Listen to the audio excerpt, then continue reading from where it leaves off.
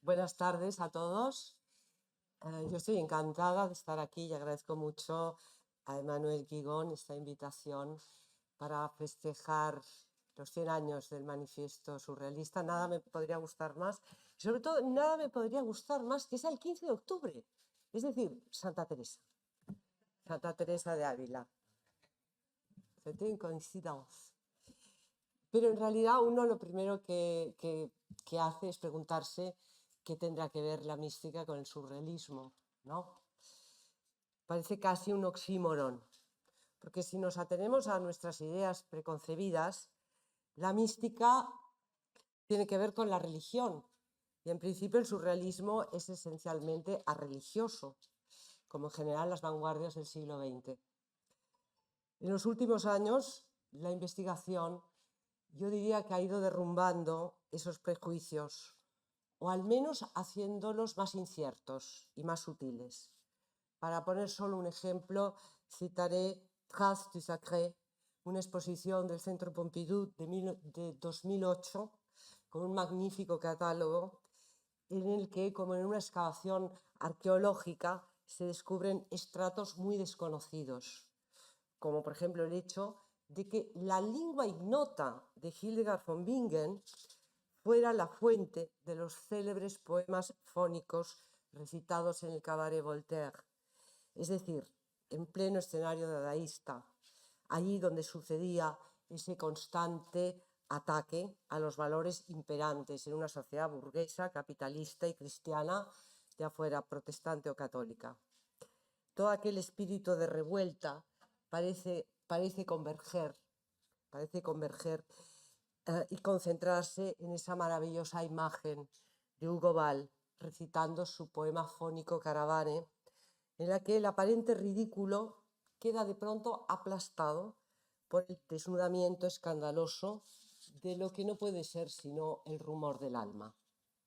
No nos extrañemos de que este mismo Ball, fundador del dadaísmo, fuera solo unos pocos años después, en 1923, el autor del libro Cristianismo bizantino, en el que se ocupó de grandes personajes, como por ejemplo Juan Clímaco, Dionisio Areopagita o Simeón el Estilita. Y es que uno no se deshace tan fácilmente de la tradición. Las rupturas son más aparentes que reales. La novedad es más bien una nueva combinación de elementos pertenecientes al pasado. En realidad, cuando hablamos de la muerte de Dios, y parece que citamos a Nietzsche, no sabemos muy bien qué quería decir aquel hombre loco que con la lámpara al mediodía corría por el mercado buscando a Dios. Así pues, es desde este lugar de incertidumbre desde el que quiero plantear la relación entre mística y surrealismo. Me centraré en un tema que me parece común, y ese tema es la experiencia visionaria. Aunque la mística ha sido en nuestra cultura occidental eminentemente apofática, es decir, sin imágenes, también es cierto que, como reconocía el mismo Henri Corbin, al igual que la mística sufí, existe en nuestra tradición occidental una familia de visionarios, desde Hildegard von Bingen hasta Emanuel Swedenborg, pasando por un Jacob Böhme o un William Blake. Compartieron con el sufismo y la filosofía iraní una imaginación creadora que no tenía nada de imaginaria en el sentido de ilusoria o real o irreal, es decir, nada que ver en el sentido sartreano. ¿Y qué hay de la imaginación surreal? ¿Qué quedó de ella? ¿Qué quedó en ella de la imaginación mística? Partiré de una hipótesis. Y es que detrás de las imágenes surreales están las imágenes místicas. Para argumentarla, nos aproximaremos a la experiencia visionaria en 3 pasos. El primero es el reconocimiento de una tradición común, tanto a la mística visionaria como al surrealismo. Y esa tradición es la que nos encontramos en el Apocalipsis de Juan de Patmos. En un segundo paso, indagaremos acerca de la apertura del ojo interior, contrario y opuesto a los ojos físicos. es el órgano de la experiencia visionaria, ese ojo interior. Y finalmente nos preguntaremos por el significado de la iluminación en el místico y en el artista surrealista. En un texto de 1942, en el que André Breton escribió acerca de Henri Rousseau, nos dice Breton algo sorprendente acerca de lo que él llama el carácter total que tenían algunas obras. Él en concreto se refiere a la tela de Rousseau, Rêve, de 1910. Pero sobre todo lo que me interesa es que lo compara con el Apocalipsis, desde ese sentido de la totalidad. Dice Breton: Comme on peut penser que tout est contenu dans l'Apocalypse de Saint Jean, je ne suis pas loin de croire que dans cette grande toile, toute la poésie et avec elle toutes les gestations mystérieuses de notre temps sont incluses. Sigue diciendo que en ella encontramos les sentiments du sacré, debido a la fraîcheur inépuisable de sa découverte. Y que como antaño se hiciera con la Virgen de Cimabue en Roma, el Rêve de Rousseau tendría que pasearse procesionalmente por la ciudad. El Apocalipsis de Juan de Patmos parece contener ciertamente todas las imágenes posibles, florecidas de la imaginación, que responden a otra lógica que nada tiene que ver con la del mundo circundante, por lo que justamente el teólogo Romano Guardini reclamaba para el Apocalipsis de San Juan una lectura que aceptara las reglas del sueño. Por ello, al ver el retrato que le hizo Man Ray con el enigma del día de Giorgio de Chirico invertido, colocando la parte izquierda en la derecha y al revés, detrás de un Bretón inundado por la oscuridad y también por una rara luz. Cuando vi esto, vi a Bretón medio echado, con unos ojos abiertos que parecen mirarnos, aunque en realidad están soñando, quizá con la estatua en medio de la plaza. A mí me pareció ver a Juan de Patmos, tal y como fue representado en los Beatos. Es decir, en esos manuscritos de los siglos X y XI que recogieron en el siglo VIII el comentario que hiciera el Beato de Liébana sobre el Apocalipsis. Juan de Patmos, como Bretón, está echado, con los ojos cerrados, en este caso, y conectado con un hilo que ustedes no verán, pero existe, es un hilo que le une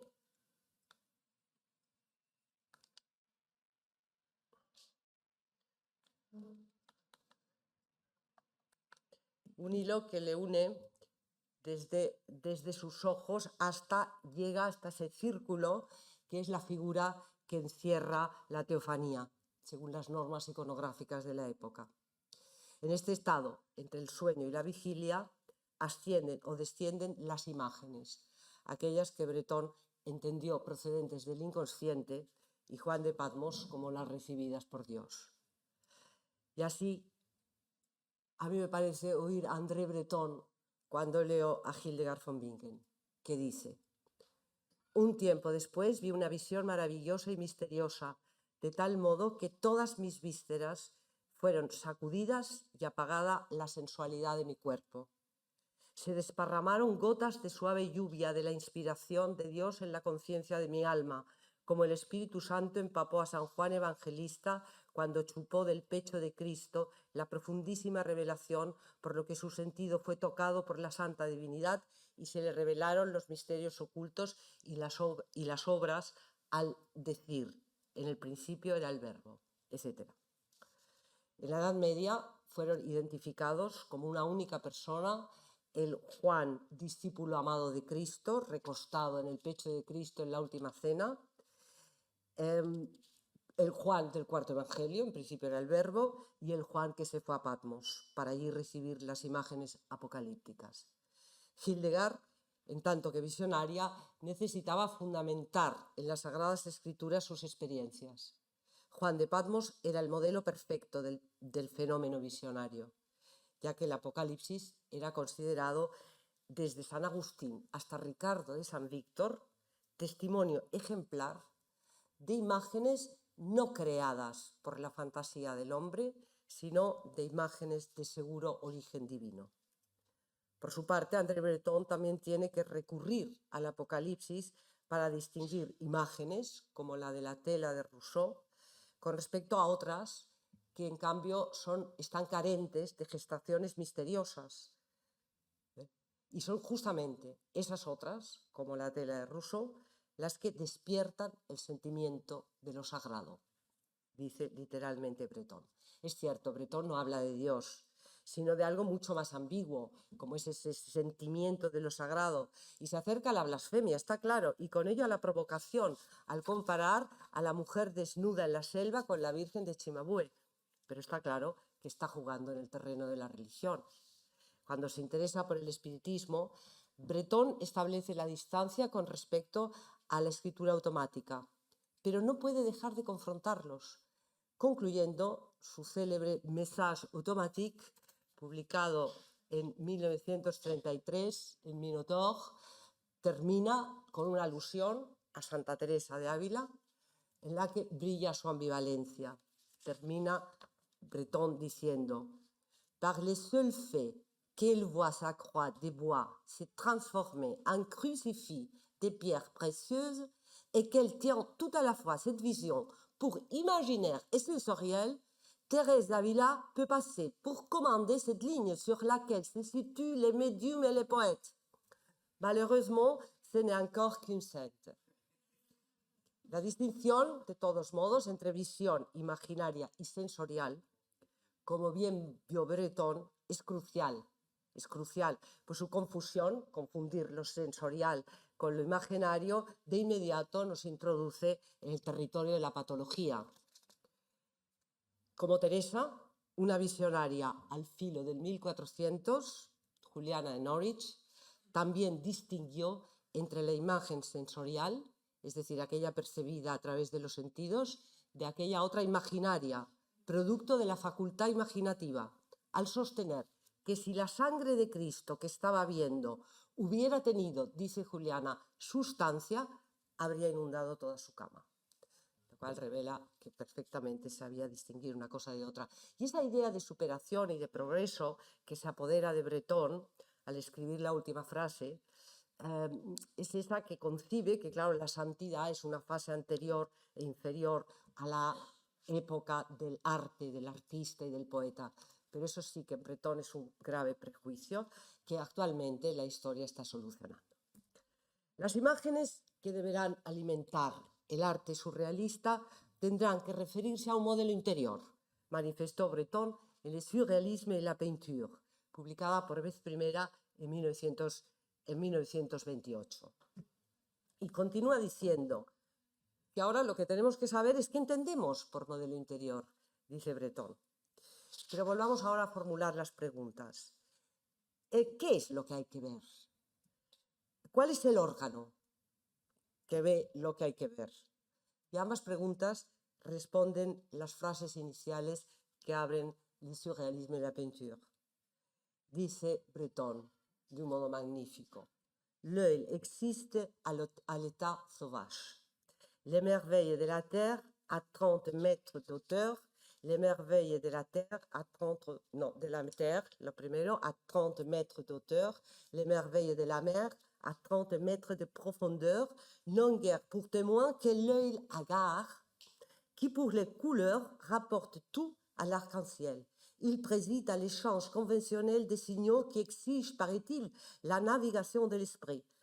Mais qui dressera l'échelle de la vision? Maravillas de la tierra. Lo resumo un poco lo que dice Breton, este principio asombroso. Maravillas de la tierra a 30 metros de altura. Maravillas del mar a 30 metros de profundidad. Esto es todo aquello que no se puede ver, con los ojos físicos. Y ahora no se trata de procedimientos técnicos, sino que se trata de otra cosa, por mucho que aquellos que nos hayan abierto a mundos ignotos. De lo que se trata ahora es de que un ojo pueda ver estas maravillas. Y ese ojo es lo que él llama l'œil hagard, siendo hagard un adjetivo que pertenece al lenguaje de la halconería y califica al pájaro reacio a ser domesticado, De ahí que hable también de l'œil sauvage, el ojo salvaje. Nos aclara la nota al texto de Etienne-Alain Hubert, añadiendo que Breton aprendió de Víctor Hugo a asociarlo con la experiencia visionaria. Ese es el ojo al que los visionarios medievales se refirieron como ojo del corazón, ojo de la mente, ojo interior, para distinguirlo siempre de los ojos físicos. Es el ojo que alcanza a traspasar los muros, o que puede ver a 30 metros de altura o a 30 metros de profundidad. Es el ojo capacitado para ver lo invisible.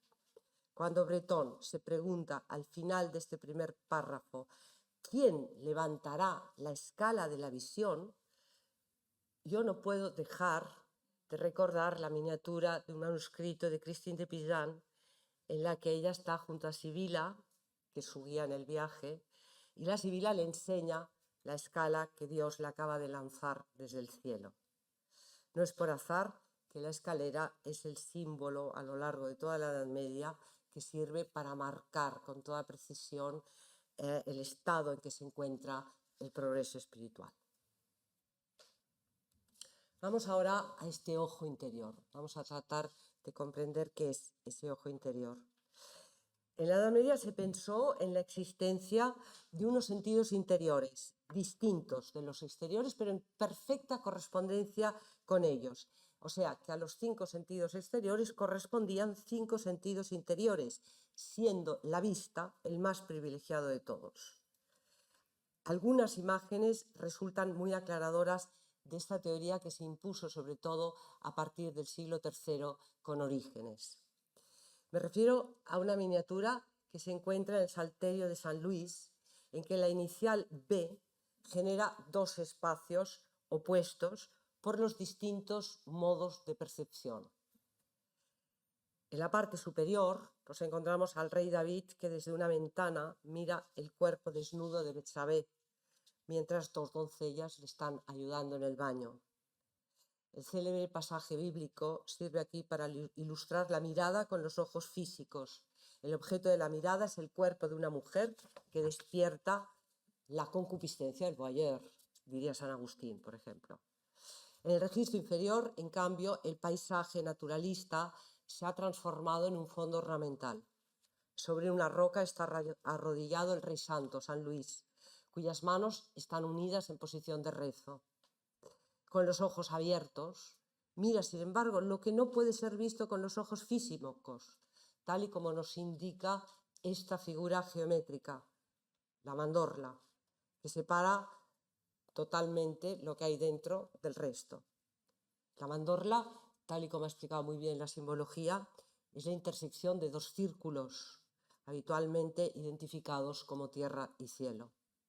Es el espacio intermedio, en el que, para hablar con Henri Corbin, los espíritus se corporeizan y los cuerpos se espiritualizan. Es decir, que en ese espacio híbrido, es un espacio híbrido porque en él se encuentran cielo y tierra.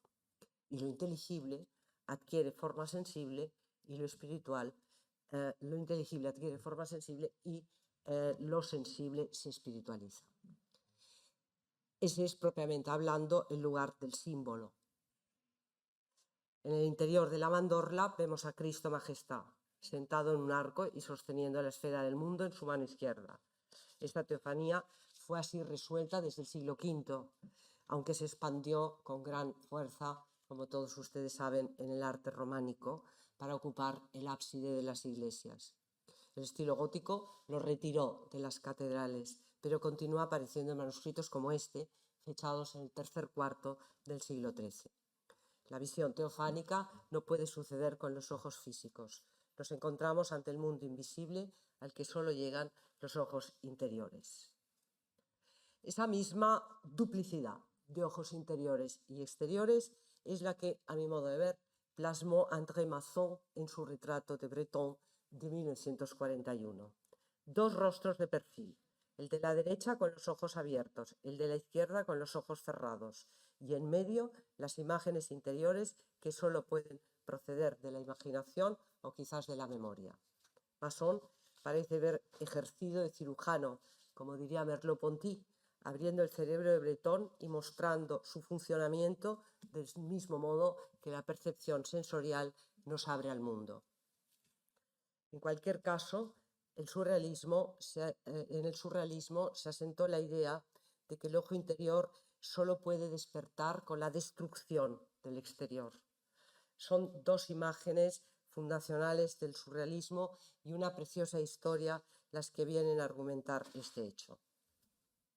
En el collage de Max Ernst, un hilo atraviesa un ojo, lo que no puede dejar de ponerse en relación con la célebre imagen del rebanamiento del ojo de Le Chien andalou.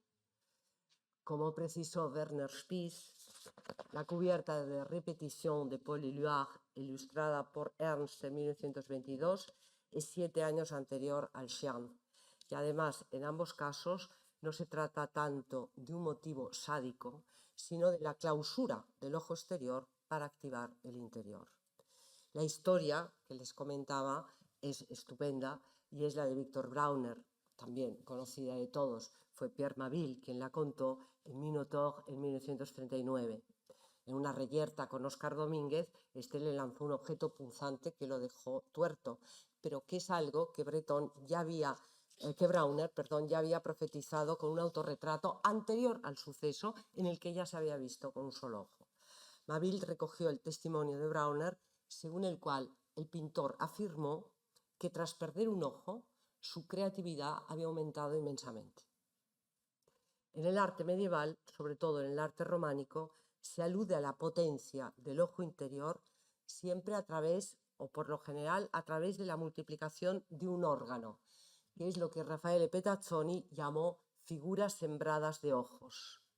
Y es así como aparecen, por ejemplo, en el ábside de Santa María de Àneu, que todos ustedes conocen, en una sala del Menac, donde encontramos estos serafines con las alas sembradas de ojos y mostrando un ojo en cada palma de la mano. La pintura recoge la descripción del Apocalipsis, según la cual los serafines estaban llenos de ojos por delante y por detrás. Apocalipsis 4:6.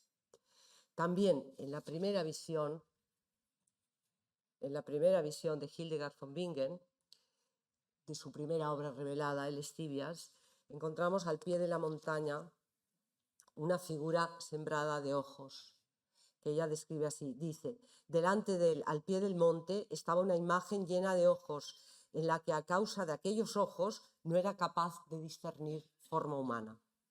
Hildegard nombra a la figura Timor Domini, temor de Dios, que es el mismo nombre que el filósofo y teólogo de la Escuela Victorina de París, Ricardo de Saint Victor, el único que en la tradición occidental nos ha legado un auténtico tratado de la imaginación, el Benjamin Minor.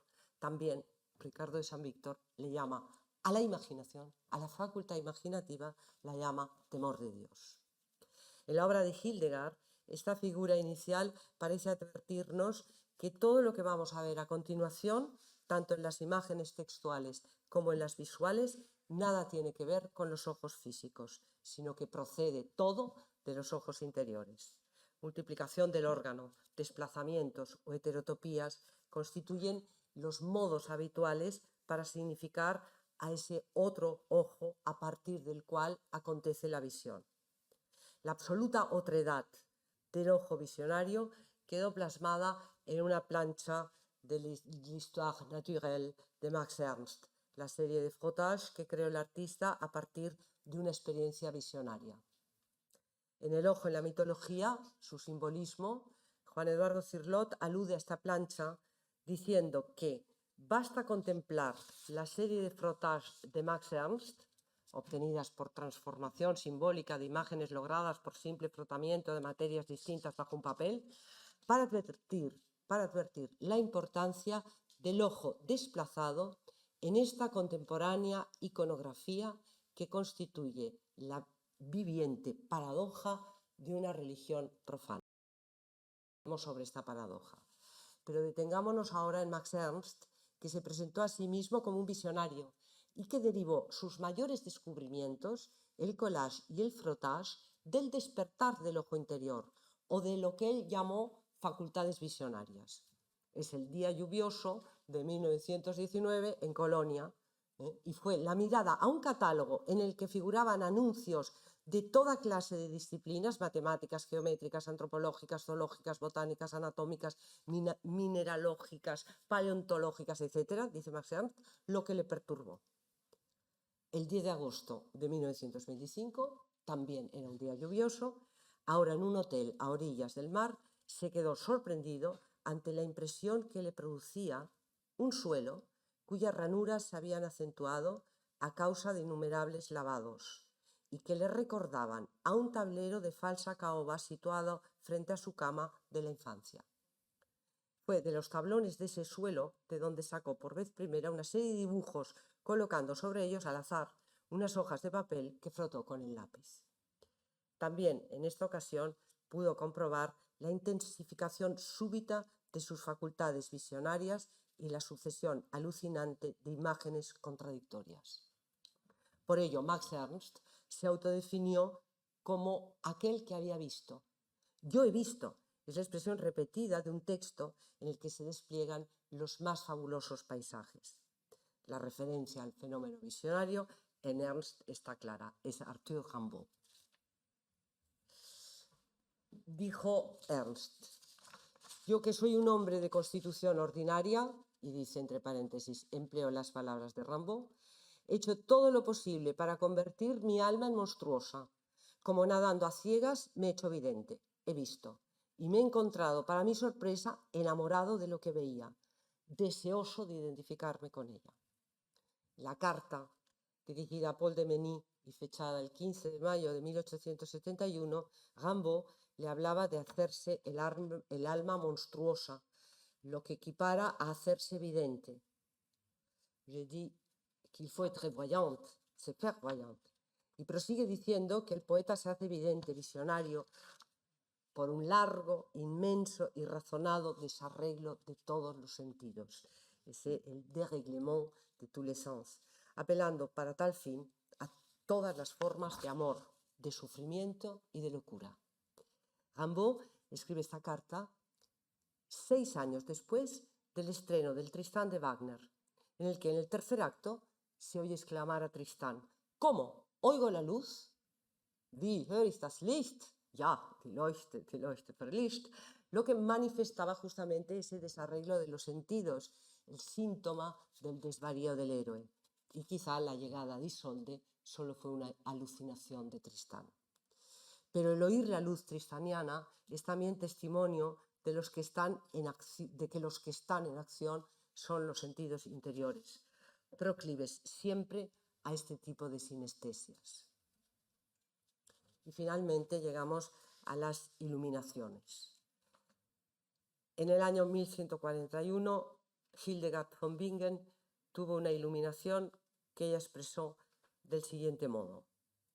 Sucedió que en el año 1141 de la encarnación de Jesucristo, Hijo de Dios, cuando cumplía yo 42 años y 7 meses de edad, del cielo abierto vino a mí una luz de fuego deslumbrante, inundó mi cerebro todo, y cual llama que aviva pero no abrasa, inflamó todo mi corazón y mi pecho, así como el sol calienta las cosas al extender sus rayos sobre ellas.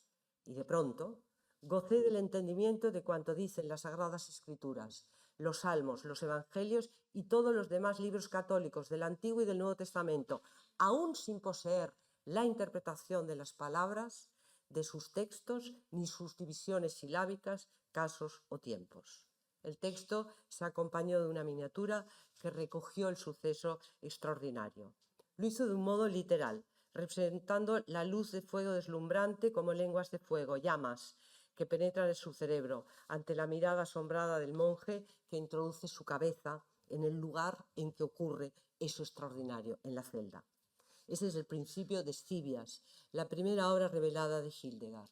Este testimonio expresa algo que cae en lo inefable y para ello la mística tiene que recurrir a la imagen, cual llama que aviva pero no abrasa, aunque la visión de una luz de fuego deslumbrante que viene del cielo abierto constituye un suceso real. El efecto también se plantea como real, porque sucede la comprensión inmediata de las Sagradas Escrituras. El acontecimiento tiene un claro modelo bíblico que se encuentra en Hechos de los Apóstoles. Se trata de la llegada del Espíritu Santo, tal y como había sido anunciada por Cristo justo antes de su ascensión a los cielos. La llegada del Espíritu Santo en formas de lengua de fuego que alcanzan a todos los apóstoles y a la Virgen que está en el centro. Y esto sucede el día de Pentecostés, en que, como dice el texto bíblico, vuestros jóvenes verán visiones y vuestros ancianos soñarán sueños. La luz y el fuego pertenecen a un mismo campo metafórico. A Hans Blumenberg debemos el despliegue de una metaforología como la otra manera de decir, allí donde, según Wittgenstein, había que callar. A la inconceptualidad responde la metáfora, como por ejemplo la de la navegación por mar, en tanto que expresión de la existencia vital, que es objeto de un libro de Blumenberg, o bien la de la luz como verdad y conocimiento, también objeto de otro libro de Blumenberg, dentro de ese proyecto del filósofo de la metaforología. En una cultura de lo sagrado, como lo fue la medieval, la iluminación, como hemos visto, es claramente un fenómeno pentecostal, que además es real.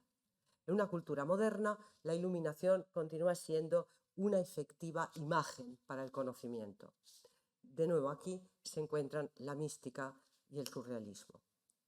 Si nos remitimos al tercer movimiento del manifiesto, según la estructura que trazó su editora, Marguerite Bonnet, es decir, cuando Breton discute con Pierre Verdy, asistiremos a la producción de la luz. ¿Cómo es esto? Oigamos a Breton. C'est du rapprochement en quelque sorte fortuit des deux termes qu'a jailli une lumière particulière, lumière de l'image, à laquelle nous nous montrons infiniment sensibles. La valeur de l'image dépend de la beauté de l'étincelle obtenue. El acercamiento azaroso de dos términos, dice Breton, hace que surja una luz particular, la luz de la imagen, dice Breton, a la que nos mostramos particularmente, infinitamente sensibles. El valor de la imagen depende de la belleza de la chispa obtenida. 10 años después, en el número 5 de Minotaur, Breton ilustró su artículo sobre la beauté convulsive con una imagen cuyo pie decía que esta era la imagen que se producía con la escritura automática. Sabemos que la escritura automática fue ejercitada sistemáticamente por Breton en la primavera de 1924. Desde principios de marzo al 9 de mayo compuso Poisson soluble y entendió el manifiesto como su prefacio, que redactó a finales de mayo y principios de junio. La luz de la que habla Breton nada tiene que ver con la luz natural, pues esa luz es la que nos traslada a la más bella de las noches, la noche de los destellos. El conflicto de luces aquí no es entre la luz natural y la luz sobrenatural, como ocurre en el cortejo del Grial, sino entre la luz natural y la luz psíquica, la interior, encendida por la liberación del inconsciente y de las asociaciones. Un año antes, en Minotaur 3-4, 1933, Man Ray había publicado una serie fotográfica de mujeres en las que captó su luz, como ocurre también con la portadora del Grial, al menos en la versión de Wolfram von Eschenbach, en donde la versión de Wolfram no es del Grial de donde sale la luz, sino de la portadora. En el artículo sobre la beauté, Breton se refiere al amor, en concreto al amor único, que procede, dice Breton, de una actitud mystique. Esta consideración se adelanta 5 años al célebre libro de Denis de Rougemont, L'amour et l'Occident, que por vez primera planteó el amor cortés como un amor místico en estrecha relación con la herejía cátara. Aunque ya Walter Benjamin, en su artículo sobre el surrealismo de 1929, entendió que el amor de Nadja estaba muy próximo al amor cortés y al amor de Dante. Y decía Benjamin, el libro de Breton está hecho para ilustrar algunos rasgos fundamentales de esa iluminación profana. La iluminación profana no solo transforma al individuo, sino al mundo. Es posible captar cómo de pronto todo el entorno se transfigura por el efecto de esa luz otra. Y esa es la luz surrealista. Así lo entendió Louis Aragon. Hay, decía Aragón, una luz surrealista, la que a la hora en que arden las ciudades cae sobre el escaparate salmón de las medias de seda, la que flamea en los negocios de la Benedictín y su hermana pálida de los depósitos de agua mineral, la que alumbra en sordina la oficina azul de los viajes a los campos de batalla en la Place Vendôme, la que subsiste hasta tarde en la Avenue de l'Opéra en Barclay, cuando las corbatas se transforman en fantasmas, la luz de las linternas sobre los asesinados y el amor. Hay una luz surrealista en los ojos de todas las mujeres. Este es el otro manifiesto del surrealismo, Ola de sueños, también escrito en 1924 y publicado algo antes del manifiesto. Para concluir, solo puedo decirles que yo creo que esta aproximación del surrealismo a la mística, este aproximar el surrealismo a la mística medieval, ha tratado de hacer emerger lo que de algún modo está en el fondo del estanque, es decir, la persistencia de lo sagrado. Que el surrealismo se declarara ateo en contra de la Iglesia ortodoxa y del catolicismo imperante, eso no significa que careciera de un hondo sentimiento espiritual en que el espíritu, frente a todo dualismo, no está separado de la materia. La supresión del más allá supuso la intensificación del más acá, que no podemos sino pensarla como la irrupción de lo sagrado en el mundo de la vida. Muchas gracias. La pregunta es, ¿no había tampoco ninguna infidelidad por parte de ella hacia él? ¿Era solo de él hacia ella? C'était elle était toujours fidèle ou elle était aussi infidèle? Non, Simone n'a pas. Simone n'était pas toujours fidèle à Breton et elle ne l'a pas confié à Breton. En particulier, elle ne lui a pas avoué sa relation principale depuis 1924 avec Max Morris. À l'époque, peut-être, les femmes, quand elles voyageaient, finalement, c'était bien qu'elles soient accompagnées. Et Max Morris passait pour son chevalier servant, ce qu'on appelait son chaperon. Il l'accompagnait et Breton, apparemment, ne soupçonnait pas qu'il y ait entre sa femme et lui autre chose qu'une profonde amitié. Max Morris aimait la musique, amenait Simone au concert, à l'opéra, ce que Breton n'aimait pas. Donc, et ce que Breton n'a pas supporté, c'est que son épouse ne lui en ait pas parlé. Ils avaient fait un pacte de transparence et Simone ne lui a pas parlé de cette relation. Quand il a appris cette relation, il a dit « je ne t'aime plus ». Maintenant, Breton lui-même a eu diverses relations, une passion, je parlerai seulement de deux passions, une passion très profonde depuis 1925 jusqu'à 1927 avec Lise Meyer, qui devient Lise de Harme, hein, dont il est encore amoureux quand il rencontre Nadja. Quand il rencontre Nadja et qu'il écrit Nadja, il est encore amoureux, non pas de Nadja, il n'était pas amoureux de Nadja, il était amoureux de Lise Meyer. Et Simone voyait ça très mal parce que Breton était très malheureux, étant donné que Lise Meyer faisait marcher Breton sans lui céder rien du tout.